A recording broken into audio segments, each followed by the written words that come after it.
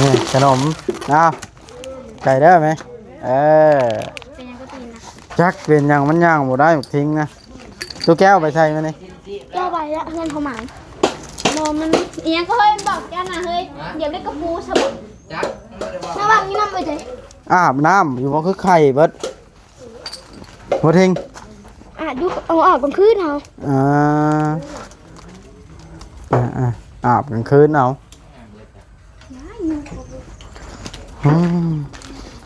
ใช้ตังนะใช้อันนี้บ่โอ้3 อันอยู่นี่มาพี่อันมีผักบงวิวหมดไม่ใช่หนูจ้ะเท่ขนาดนั้นคือบ่เอาไปอันใช่น้องปลาใช่บ่ไม่ใช่หรอกมันเสียน้ำเสียมันคืออยู่ในหนองไงพักตบมันแผ่มันกินขยายพักตบมันกินง่ายกว่านี้เนาะ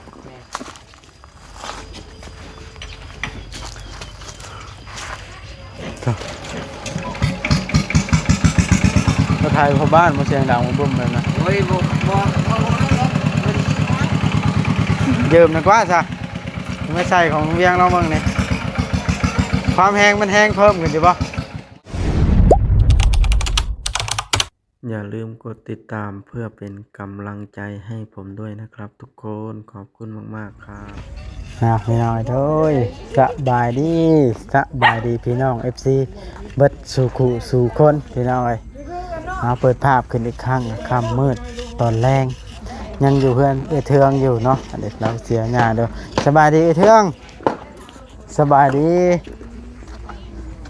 เสียไม่เหี้ยงหยาเลยน้อยอันนี้มันลามยามันลามไปง่ายแล้วมันเสียยากจัดมันโลดผมเป็นเบี้ยนี่เนาะจัดมันควรมันยังบ่ทันได้เป็นดอกโอ้สบายลิสั่งนี่มีสั่งเนาะบ่ได้ซื้อน้ำบ่บัดน่ะง่ายละง่ายนักดวงเจ้าก็ดีได้ดวงก็ดีมันเป็นอันนั้นเด้มันเป็นใสไว้เนาะเล็กน้อยมาจอบกินขนมมีรถบัวดอกเฮ้ยไปโตกระไดสิขี้รถถีบวะฮะเข้าเฮียนจะคนก็เทืองลูกเจ้านี่อันนี้ไปอันนี้แล้วก็ไอ้ใหญ่มูเดะจ้ะหมดทศกัณฐ์นี่ก็เข้าคือกันหักยาแล้วอันเด้เข้าเพราะว่าโตจะบุกโตนะคนบุได้เข้านะโมนะมีเงินส่งเฮียนเลยลูกมีเงินส่งเฮียนแล้วก็บ้านนี่เลยเอ้าเนืองมาสบายดีลุงเนืองทิ้งเป็นยังย่างแบบนั้นนะปกตินะเอามีเพิ่นเหยียบตะปูได้ยังอันนี้ตะปูกระปอดหมูชื่อเอาว่าปอดหมูก็ได้ไปอยู่กับเนื้อทรายเจ้าไปนาชายพวกไปน่ะไปกับมันทิ้งอย่าไปยังบ่เช้าอยู่บ่กระทิ้งไปเหยียบยังจังหวะเย็กไงข้างนึงนะตะปูข้างนึงผลไม้นั่นแหละบ่ถือเกิบเหยียบอยู่ใช้น่ะตะวันนึงกับเพิ่นเหยียบตะปูเหยียบไม้เพิ่นก็ยังมีน้ำต่อโมแม่นั้นเป็นบาดพยักหรือเปล่านี่ฮะ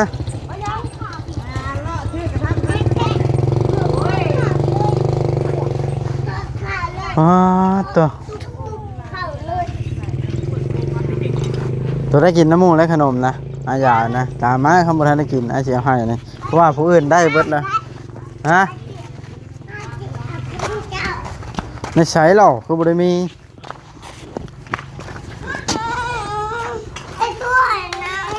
ตัวจะพกเข้ากล้องตัวนะโอ้ยบักทิ้งนี่เอ้าเฮียยังนะจะเชียไปใช้ขนมเขาเด้เอาไปไอ้หอยไว้นี่เราเชียวไปใส่ทีหลักนี่ขนมเอาไก่ได้ไหมเป็นยังก็ตีนนะจักเป็นยังมันย่างหมดได้บักทิ้งนะตัวแก้วไปใส่มานี่แก้วใบละเพื่อนเขาหมายโม มันเอียงก็เฮ้ยบอกแกนะเฮ้ยเดี๋ยวได้กระปูฉบับ จักมันบ่ได้ว่า ระหว่างนี้น้ำไปเลย อาบน้ำอยู่บ่คือไข่เบิดบ่เทง ดูเอาออกกลางคืนเอา อ่าอาบกลางคืนเอา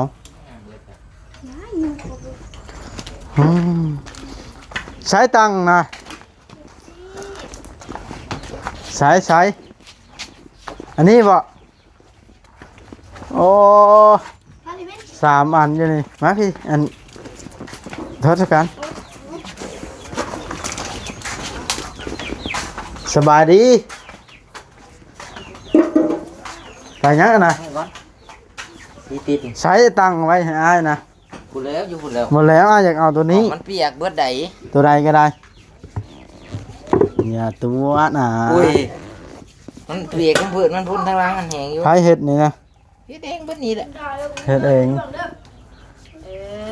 นี่ ไปตักน้ำมาในห้องน้ ไปเกลือปลาไป ำโอเค คอยจะเบิ่งปลาอีกแล้วค่ำมืดละเกลือปลาจังสีเมื่อนี่ จบเลย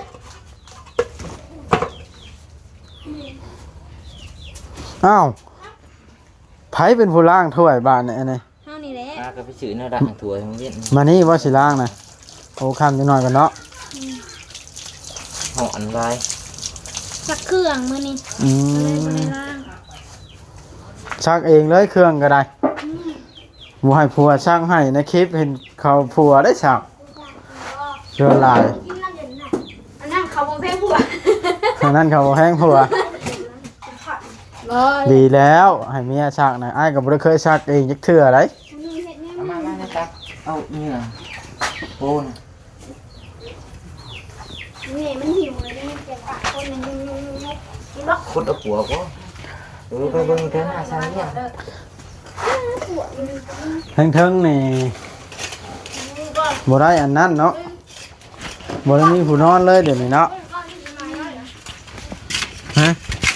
มึงสิติดอันนี้ให้น้องกระรอกนี่มึงได้ติดข้างหลังเด้อได้ปะโอเคอยู่แล้วซ้ำเนาะ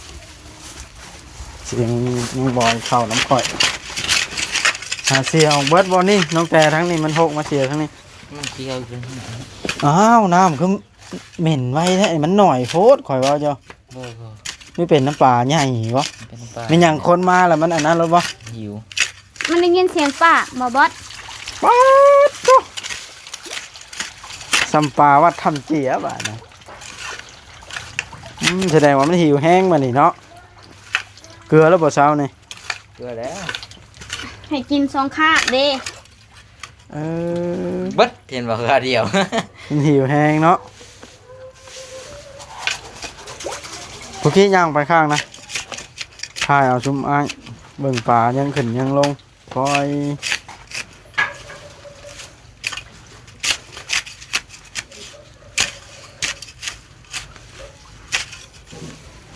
เบิดล่ะมันคอยเกลือแน่เทื่อคอยก็ได้บุญ เฮ้ยปานนั้นว่าเอาขึ้นมาต้มว่ะก็ย้อนเกลือแล้วมันยุบๆๆนั่นนี่แหละบ่บอสจังบ่กล้ากินมันน่ะ อันนี้ได้แล้วเช็ดอันนี้ฉบับมันใหญ่สิขายอยู่อย่างเดียวป่ะ มันใหญ่ค่อยว่ากันไหม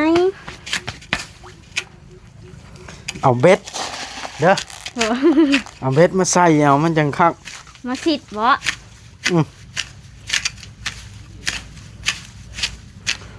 โอ้แม่นปุ๋ยนะมันนี่จับแล้วก็มื่นแบบนี้นี่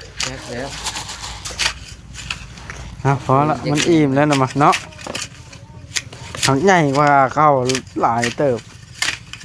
ช่ำนี้ละปลาถ้าเจ้าซื้อมันแต่ตลาดมาแก้วนะเนาะหรือใหญ่ก่อนน้อยหนึง เป็นไงกลัวแล้วดื่นกันจักหน่อย เป็นได้ใส่ปุ๋ยแล้วนะเกลือมังแตงนะ พวกกินทั้งผืนตาเบิด แม่นบ่พวกนะ ปวกถึงแสงชุมเฮาปลูกผูมันก็ยากเลยปวกกิน เบิ่งเด้อตัวนี้มันตายแล้วสิดึงเบิ่งเด้อใส่ละพวกมันเปื่อยอ้ายเว้าอยู่ เปื่อยผม ฮะเปื่อยมันเปื่อย ปลูกใหม่ ยังดิ้น อืม ยังลงเรืออยู่ เอาแล้วมันเป็นหมากแล้วไม่ใช่ปุ๋ยมือเซตเลยเรียบร้อยเลยเนาะทศกัณฐ์หมอมักทั่วนี่เริ่มปิดแล้วป่ะ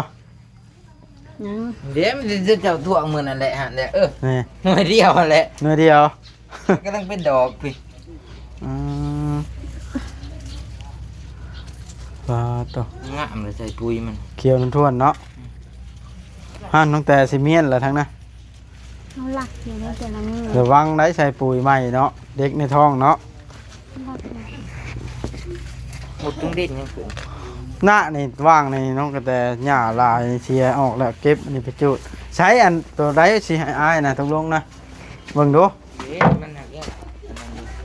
ค่าตอบแทนแบบไรนี่ งามๆเลยได้นี่ ขนมก้อนหนึงวะ โอ้ยสิขนมยังมันเปียก เปียกกระชามนี่ป่ะ เออ เอาแล้ว อื่นจะเอามือ บ่แล้วเอามือในใดก็มานี่ล่ะมันมือบ่ลืมนี่ล่ะ เพื่อจะได้มือนี้นะ โอ้ยมาอาจจะได้จากที่ลึกมันคอยบอกอย่างนะ อ่ะย่านผู้ใหม่เอาเบิดได้สินะ โอ้ย ใครสิเอาคนมันคอยเอ้ยปากนะ เอา กำหนดจำนั้น อืมมันก็มะเขือหันบ่ใส่ให้มื้อหน้า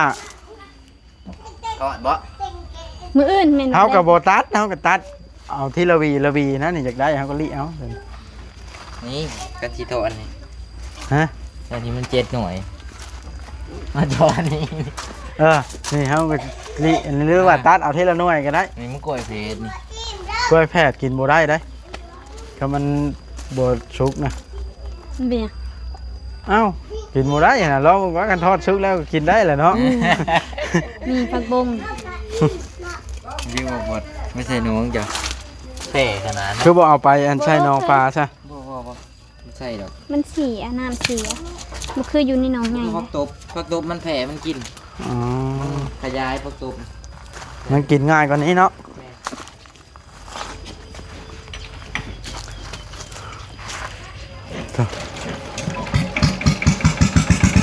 มาถ่ายพ่อบ้านมาเสียงดังมาบุ้มเลยนะ โอ้ยบ่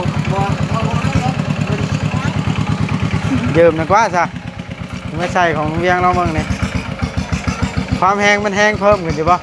ไม่จะแต่เดือนแล้วจะแต่บ่ได้ก็บ่ได้ไงไปซ้อนหน่อยแล้ว เพราะว่ามันเป็นโบเล่5ใส่สายพานเดียวหะนะ ไว้ได้ แม่นปะเว้นเยอะเห็นแต่ตีนนะเมื่อกี้กล้องเขานะ มันต่ำเลยเนาะ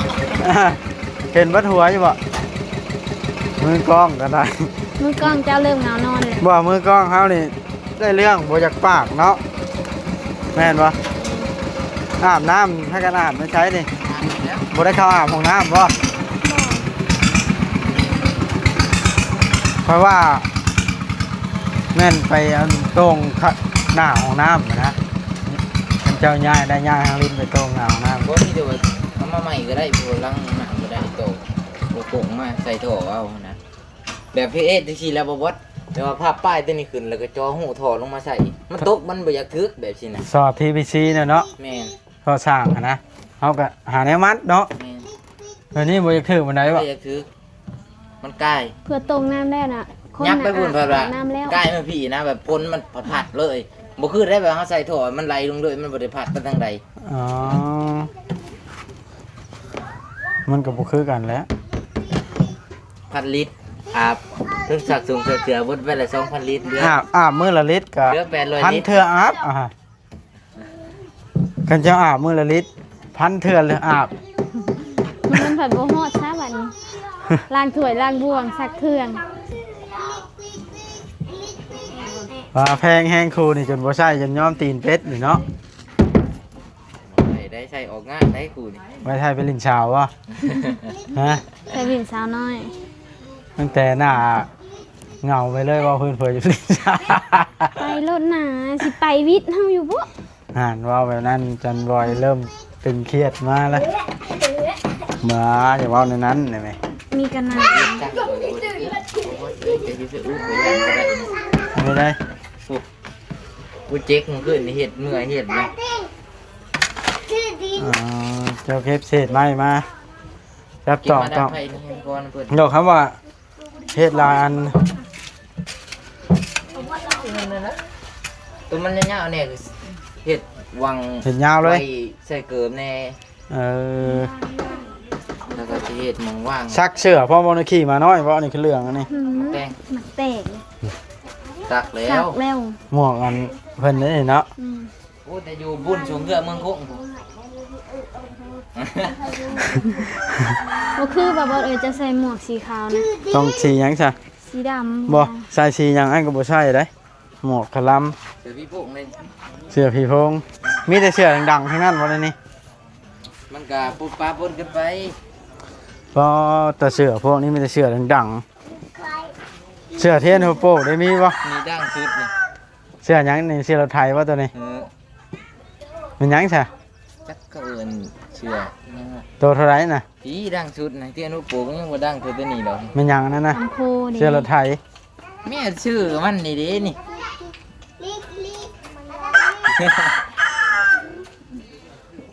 เสือซุ้มนี่นะตั้งแต่เพิ่ ตัวน นี้เพิ่นมาแต่ไทยบาบอน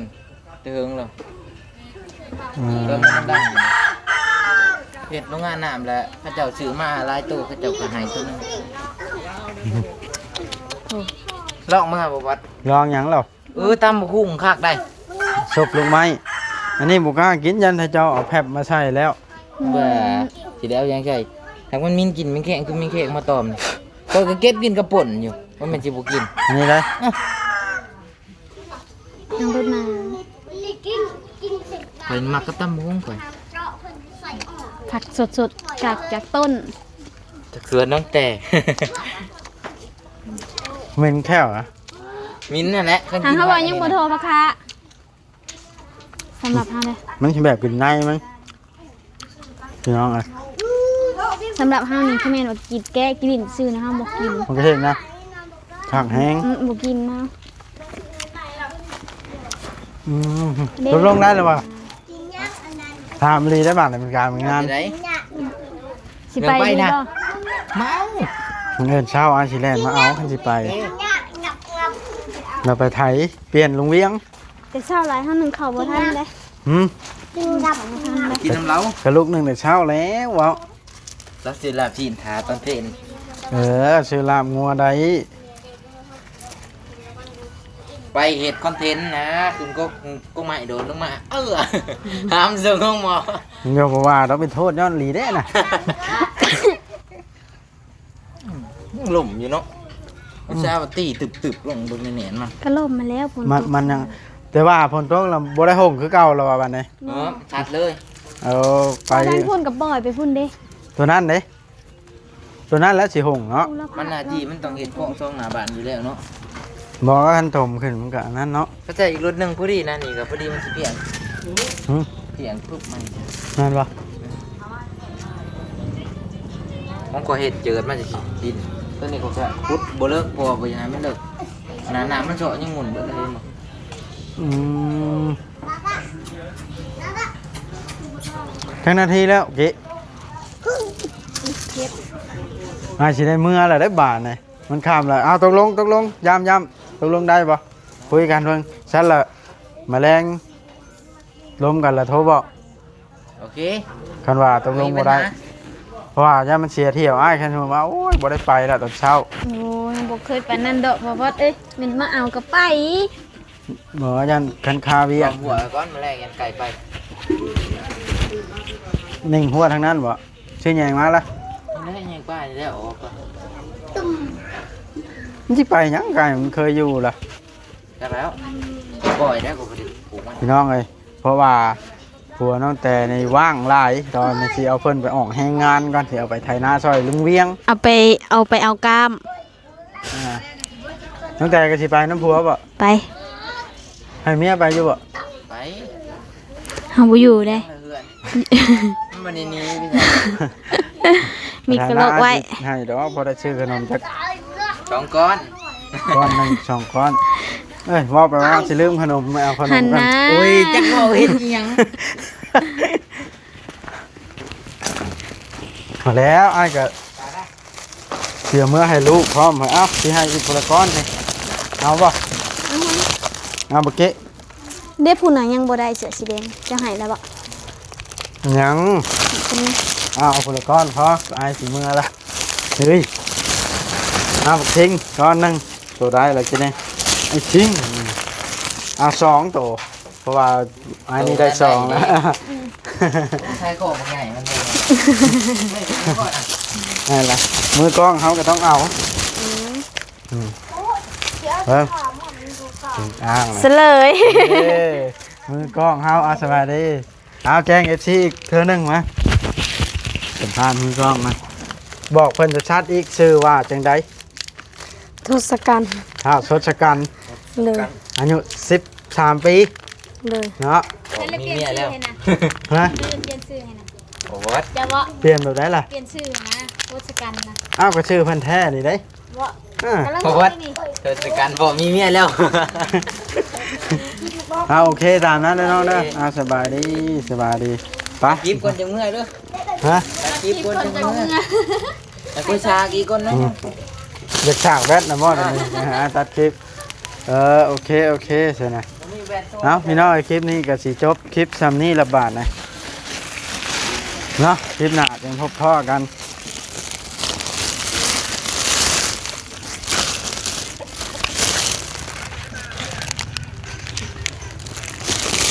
เอาขนมให้ลุงเงืองกินกันเริ่มให้ลุงเงืองพอดีเหรอลุงเงืองลืมเห็นโดยสบายดีเจ้ายังผู้เดียวบ่ได้กายหันได้หมดแล้วน้องลิงเมื่อกี้นี่ได้แล้วผมให้ก้อนหนึ่งพ่อแบบนี้ หันโมนี่เอาอีกแล้วบ่ดินี่ ห้องอีลงให้จะพอกินน้ำห้องอีแล้ว อันนี้เสียเมื่อให้น้องเดียเนี่ยหมอนี้นะป่ะมันหมักหยอกแล้วเนาะอันนี้นะที่ให้อันน้องมือกล้องเฮาขาเพิ่นถือให้เอาเบิ่งอาสิทาเจ้าตอนเจ้าหับเงินเจ้าสิเฮ็ดได้โอเคมาใหม่นะโอเคบาทนี่พี่น้องคลิปนี้สิจบซ้ำนี้แหละเนาะมันค่ำแล้ว